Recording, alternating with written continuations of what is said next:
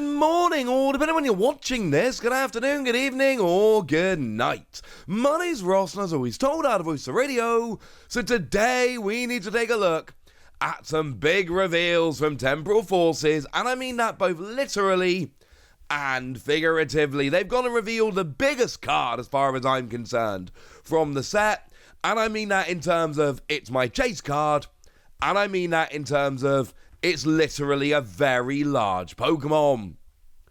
But let's start off with Relor. I don't think we need to spend much time talking about Relor. It's not a terribly relevant card. I do appreciate the tweet the Pokemon sent out revealing it. Slightly intrudes in your timeline today. And the weird little face he's pulling, and I might just be his weird little face. Is anyone a Relor fan? Like, genuinely legitimate question, please let me know in the comment section. Is anyone actually a Relor fan? Because I'm not convinced a single person out there is a Relor fan.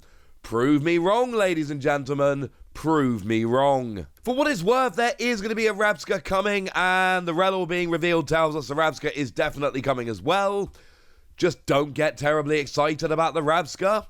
Because, I mean, the attack is 10 damage and 30 more for each energy attached to your opponent's active. It's, well, I think not good would be a polite way to put it. And then we've got an ability. Now, to be fair, the ability is actually pretty nice. And it's a relevant ability that I absolutely could see people playing. It prevents damage done to your bench Pokemon. Which, obviously, we've seen this like a million times before. It's Manaphy. And Manaphy sees a bunch of play. Manaphy's really good. Manaphy's also not rotating and is a basic and has the same amount of HP as this and is a basic. And did I mention it's a basic Pokemon? Also, Manaphy's just cooler than Rabsca. So maybe in a year's time, if Manaphy rotates and we don't get a basic replacement, maybe this becomes decent. But yeah.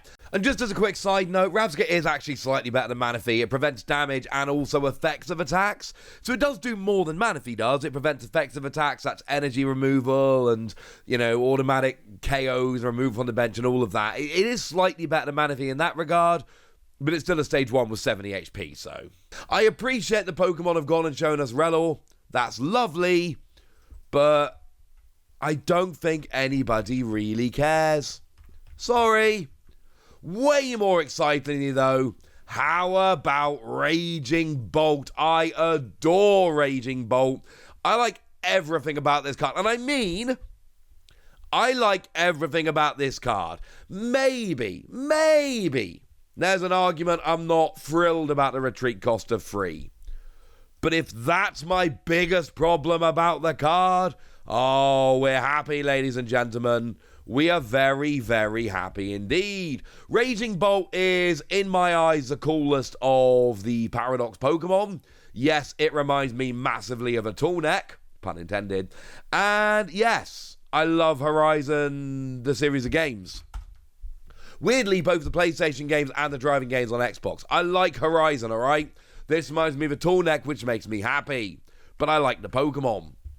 I also think the artwork by T-Zero is absolutely stunning. The other day, they showed us Gouging Fire, which is clearly absolutely stunning.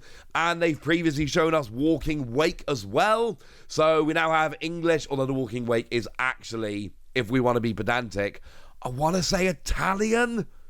I could be wrong about that. But regardless, they've shown us European language versions of all 3 of them. They're all stunning. They're all by T-Zero.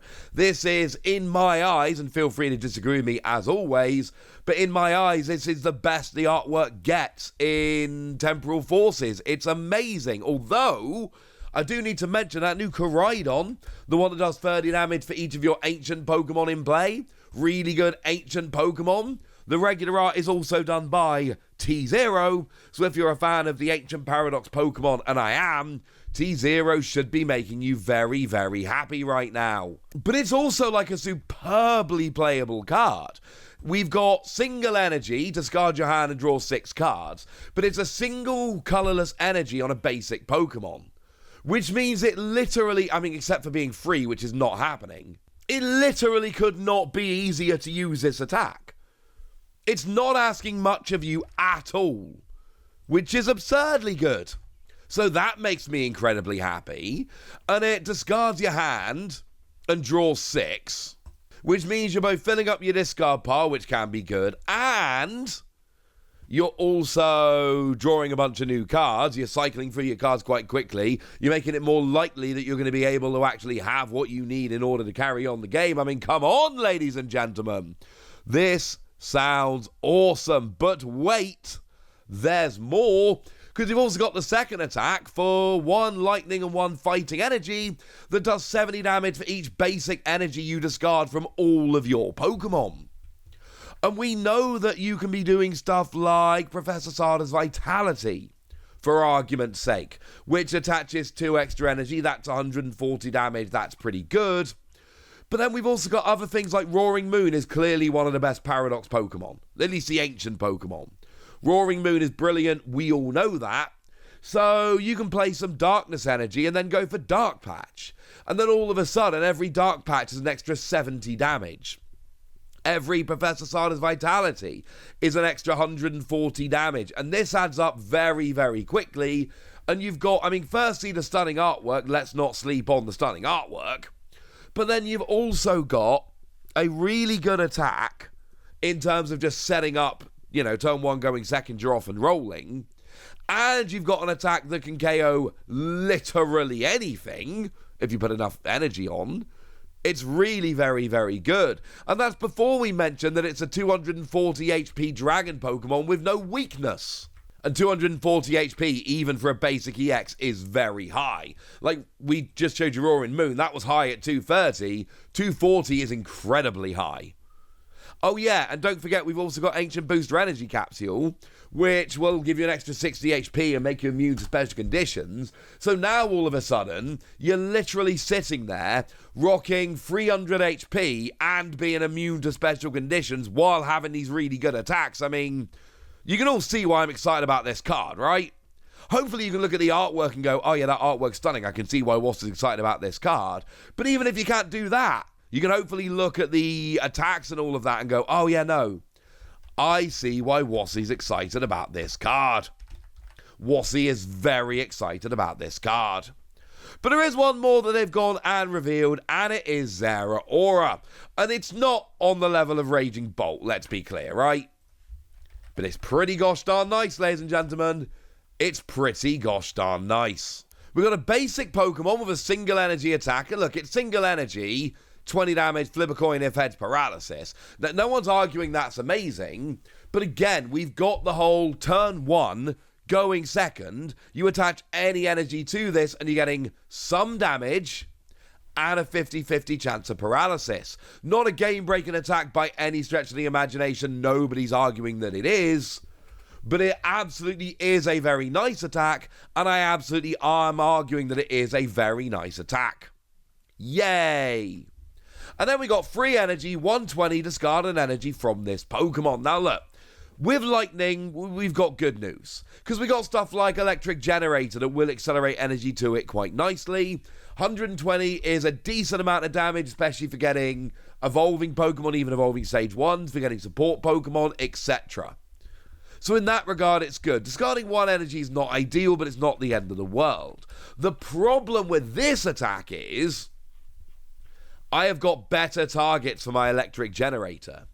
Like when it comes to my Electric Generator, generally speaking, I would love to be getting that energy on, say, an Iron Hands.